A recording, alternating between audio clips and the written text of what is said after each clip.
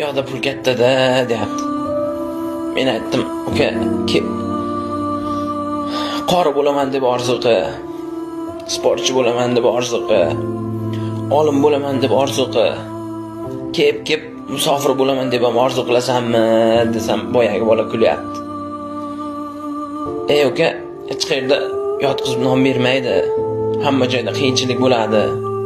Pulni supurib olmaysan. Hamma joyda xo'roz bir xil qichqiradi. Har yerni qilma orzu, har yerda bor tosh tarozi desam, boyagi bola men baribir ketaman deyapti. Shu non olib kelish bilan uyga non topib kelish juda katta farqi bordi.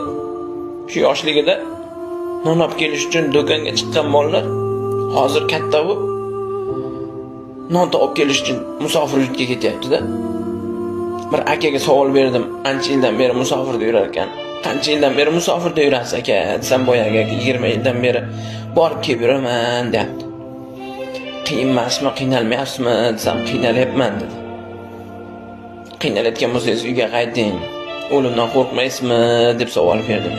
Boyagi aka kulib, uyda 10 kishini qiynalganidan ko'ra musofir yurtda bir kishini qiynalgani yaxshiroq. Bir kishini qo'li qora bo'lgani yaxshiroq. Men o'limdan ko'ra